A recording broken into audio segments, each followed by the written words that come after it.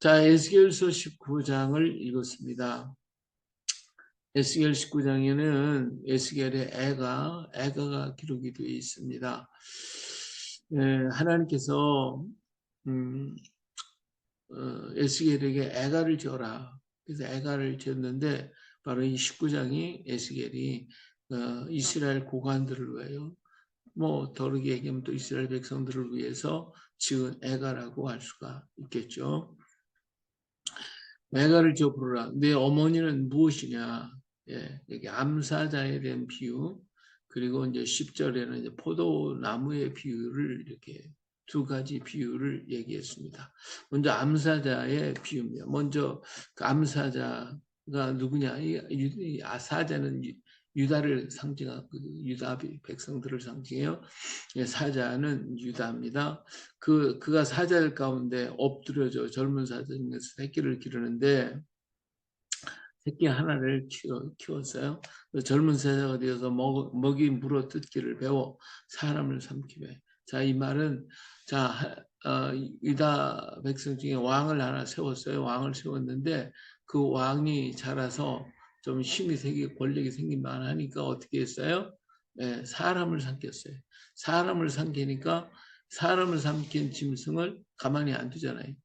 잡아서 잡아가는데, 자, 이렇게 이방이 듣고 함정으로 그를 잡아 갈고리에 끼워 애굽 땅으로 끌고 갔다. 애굽 땅으로 끌고 가버려서 거기서 죽게 됐다라고 하는 것을 말해주고 있습니다. 지금 애굽에 끌려가서 죽은 사람이 누구냐? 여호아하스 왕입니다. 여호아하스 왕이 왕이 되었다가 그래 하나님 앞에 선하게 행치 않기 때문에 하나님의 애굽 왕 바로에 의해서 끌려서 애굽에 가서 끌려가서 죽게 만들었죠. 예. 자, 그리고 난 다음에 암사자가 기다리다 소망이 끊어진 줄을 알고 그 새끼 하나를 또 골라 젊은 사자로 키웠더니 여기 젊은 사자로 키웠다 왕을 또 삼았다 그 말이에요. 젊은 사자가 되면 여러 사자 가운데 왕내며 먹이 물어 뜯기를 배워 사람을 삼키고 그의 궁궐들을 헐고 성읍들을 부수니 그 우는 소리와 말미암아 땅과 그 안에 가득한 것이 황폐한지라. 이방이 포위하고 있는 지방에서 그를 치러 와서 그의 위에 그물을 치고 함정에 잡아 우리에 놓고 갈고리를 꿰어 끌고 바벨론 왕에 이르렀나니 그를 오게 가도 그 소리가 다시 이스라엘 산에 들리지 아니하게 하려 함이라. 자, 바벨론에 끌려간 왕이 누구예요? 시드기야 왕이잖아요. 시드기야 왕. 시드기야는 사실은 바벨론에 의해서 세워진 왕이에요. 그랬으면 바벨론을 잘 섬겨야 되는데 바벨론을 섬기지 아니하고 애굽을 섬겼단 말이에요. 애굽을 섬기니까 하나님께서 에레미야를 통해서 에레미야를 통해서 절대로 바벨론을 배반하지 말라고 여러 번 얘기를 했어요. 그럼에도 불구하고 그는 깨닫지 못하고 알지 못하고 바벨론을 섬겼단 말이에요. 애굽을 섬겼단 말이에요. 결국은 그뿐만 아니라 바벨론을 반역하고 주변에 있는 여러 나라와 연대를 해가지고 그래서 바벨론을 갖다가 방어를 했다. 바벨론을 침공을 막으려고 했다 이거예요. 이것 때문에 바벨론 왕은 일어나서 그들을 갖다가 치기 때문에 쳐서 그 궁궐들이 다 살라버리고 왕궁과 성전과 모든 게 전부 다 살라. 이 땅에 이제는 영원히 왕이 없는 그러한 시대가 되어버리고 말았습니다. 유대 나라가 망했죠. 북쪽에 이스라엘이 망했죠. 남쪽에 유다가 망했죠. 이제는 왕이 끊어져 버렸어요. 왕이 없어져 버렸어요. 자, 그래서 다시는 그 사자의 소리가 들리지 않게 했다. 그랬어요. 자, 10절에 보니까 내 피의 어머니가 물가에 섬겨진 포도나무 같아서 물이 많으므로 열매가 많고 가지가 무성하며 그 가지들은 강하여 권세 잡은 자의 귀가 될 만한데 그 하나의 키가 굵은 가지 가운데 높았으며 많은 가지 가운데 뛰어나 보이다가 분노 중에 뽑혀서 땅에 던짐을 당하되 그 열매는 통풍에 마르고 그 강한 가지들은 벗기고 말라 불에 탔더니 이제는 광야 메마르고 가물이 든 땅에 심어진 바가 됐다고 그랬어요. 자, 여기에 내 피의 어머니는 물가에 심겨진 포도나무 같다. 그래서 바로 이스라엘 민족과 유다 민족을 이제 하나님께서 포도나무로 삼으셔 그를 갖다가 심었어요. 물이 많은 곳에 심은 그 하나님 적과 꿀이 흐르는 땅에다가 심어서 그 나무가 잘 자라가지고 열매가 많고 가지가 무성하고 그래서 권세 잡은 자의 귀가 될 만큼 모든 사람이 신망을 얻을 수 있을 만큼 그만큼 이렇게 잘 자라고 아주 그냥 열매가 많은 됐단 말이에요. 근데 그 가지 가운데 굵은 가지가 더 높아졌는데 이게 뭐예요? 바로 유대 나라가 이스라엘 북쪽 이스라엘 망하고 유대 나라가 섰어요. 그래가지고 그 나라가 번창하는 것 같았는데 어느 날 분노 중에 뽑혀가지고 땅에 던져서 그래서 동풍에 마르고 강한 가지를 꺾이고 말라부터 불에 탔다. 유대 나라가 망했다 이거예요. 그러면 앞으로 망한 유대 민족이 앞으로 어떻게 될 것인가? 그래서 이제는 광야 메마르고 가뭄이 든 땅에 심어준 바 됐다. 이제는 그들은 광야에 바벨론에 끌려갔고 아수르 나라에 끌려가서 다 흩어졌고 바벨론 나라에 끌려갔고 그리고 바벨론이 망한 메대와 바사에 속하고 그래 이렇게 세상이 흩어진 그래서 마치 그들이 다 멸망한 안대에서도 그들이 얼마를 남아서 가지 이렇게 남아 있었고 그리고 나중에 다시 돌아오게 됐죠. 그러니까 뭐가 됐어요? 이제는 광야 메마르고 가물이 든 땅에 심어진 말이에요. 그 가뭄들은 땅에 그러니까 황폐한 이스라엘 땅에 유대 땅에 다시 돌아와 가나안 땅에 다시 돌아와 보니 70년 만에 돌아와서 아주 형편이 없어요. 그래서 그런 대로 그냥 또 이렇게 왕위를 이어갔는데 근데 또 어떻게 돼서 그 불이 그 가지 중에서 좀 하나에서부터 나와 그 열매를 태우니 권세 잡은 자의 귀가 될 만한 강한 가치가 없도다 알아. 이제는 세상을 정복하고 다스릴 수 있을 만한 그런 능력이 있는 왕이 나오지 않게 됐다 이거예요. 그래서 이스라엘은 결국은 바빌론 아수르에게 북쪽이 망했고 유다 나라는 바빌론에 망했고 그리고 다시 70 만에 돌아오긴 돌아왔지만 힘이 없죠. 아무 능력도 없죠. 근데 그것마저도 다 부셔져 가지고 이제는 광야에 흩어진 자가 됐으니 이 강한 자가 될 만한 지도자가 될 만한 사람이 없으니 이것이 애가다.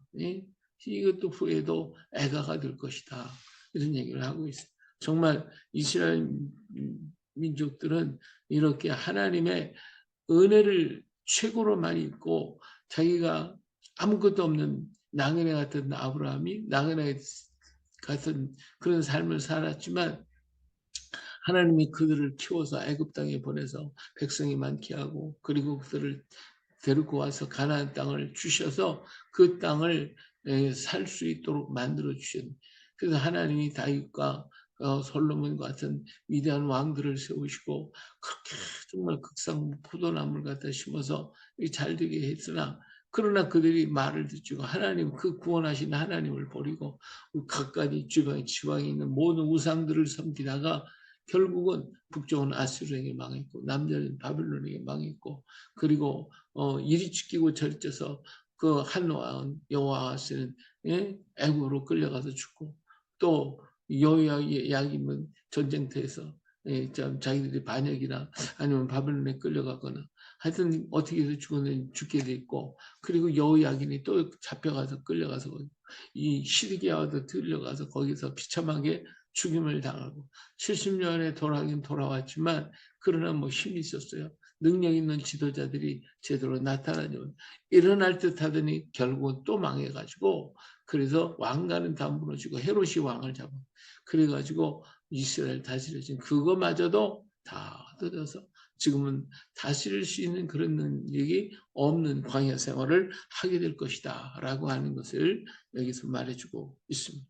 하나님의 뜻이 하나님의 역사가 하나님의 놀라운 역사가 이루어져서 세웠는데 그것을 잃어버린 민족에 대한 하나님의 안타까운 애가를 이렇게 지어서 공개하라고 말씀하고 있는 거죠. 오늘도 우리 하나님은 우리를 사랑하셔서 우리를 구원하셨고 우리를 인도하시고 우리를 이끌어 가시고 계십니다. 지금도 우리 하나님은 우리를 이끌어 가시고 인도하시고 우리를 축복하시고 우리가 잘 되기를 원하고 계시는 하나님이다. 그 하나님을 우리는 과연 얼만큼 섬기고 있는가? 우리 민족이 걸어온 길을 가만히 보면 하나님의 역사가 아니고서는 도저히 설 수 없는 그러한 모든 순간순간마다 우리 하나님의 손길이, 하나님의 역사가, 하나님이 나타나게 하나님께서 이루셔서 이 민족을 구원하시고 이끌어주고 오늘까지 왔다 이 말이에요. 이 하나님의 은혜를 깨닫고 하나님께로 더 가까이 다가가는 우리가 돼야지, 하나님의 은혜를 잊어버리면 하나님이 어떻게 하시겠어요? 이제는 더욱더 하나님의 음성을 듣고 하나님께 가까이 다가와 주 앞에 엎드리게 될 때, 임윤자와 북한을 놓고 만주를 지나서 마지막 복음 주자로서의 세계에 복음을 전하는 자가 될 것입니다. 주변에 있는 모든 나라들을 보세요. 처음 나라를 정복하려고 했어요. 일본은 바다 섬나라이기 때문에 어떻게든지 육지가 있는 땅으로 와야 되겠다고 계속 공격을 했어요. 공격을 해가지고 이 본토 땅으로 오려고 공격의 야심을 그들은 버리지 않고 있어요. 자, 중국이라고 하는 나라는 이 나라를 향해 우리나라를 어떻게든 방패삼아 우리나라를 뺏으려고 그래요. 러시아는 또 우리나라를 쳐들어와가지고 우리나라의 바다를 갖다가 장악하려고 그렇게 애를 쓰고 있는 모습을 보잖아요. 그러니까 주변에 있는 모든 나라에 전부 다 어떻게 침투하고 우리 들어오려고 했지만 우리 민족은 그렇게 하지 않았어요. 어느 나라를 침략해가 들어간 적이 없어요. 그래서 남의 땅을 빼앗고 한 적이 없이 하나님이 주신 땅에서 그 주어진 것에 만족하고 감사하고 살았지만, 모든 주변의 나라한테 침략을 받아갖고 얼마나 고통을 많이 당하고 직김을 당하고 고통을 고난을 많이 당했어요.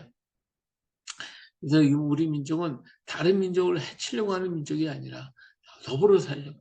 지금도 많은 선교사들이 세계 각지에 나와서 뭐예요? 많은 사람들에게 밥퍼주게 하고 있는 거 다 가지고 가서 다 나눠주고, 자기들은 굶고 병들어 죽어가면서도 그들을 살리겠다고 데리고 가지고 나가고, 뭐 있으면 있는 대로 다 끌고 나가서 그렇게 먹이고 또 선교하고 있는 이 민족, 정말 세계를 향하여 이제는 이 복음을 들고 나가서 그들의 영혼을 그들의 육체와 영혼을 건져내고 구원하는 그 역사를 이룰 수 있는 민족이 우리 민족이 오늘부터 홍익인간, 그리고 천선민족, 하나님을 섬기고 하나님을 받들었던 이 민족 아닙니까? 그렇기 때문에 하나님이 이 민족을 들어서 하나님의 큰 역사를 이룰 줄로 믿습니다. 그러기 위해서 우리는 더욱 하나님의 은혜를 깨닫고 하나님께 더 가까이 다가가서 하나님의 역사를 이 땅에 이루고 하나님이 이 땅을 지키시고 붙들어 주신다고 하는 것을 깨우쳐서 정말 이 민족이 역사하는 하나님의 일꾼으로 천선민족으로서의 사명을 다 감당하는 우리가 되어야 할 줄로 믿습니다. 그럴 때 하나님 우리를 강하게 붙들어 주시고 오늘 축복해 주실 것입니다. 더욱더 힘을 내서 주님을 바라보는 오늘 우리 모두가 되시길 예수님의 이름으로 축복합니다. 할렐루야.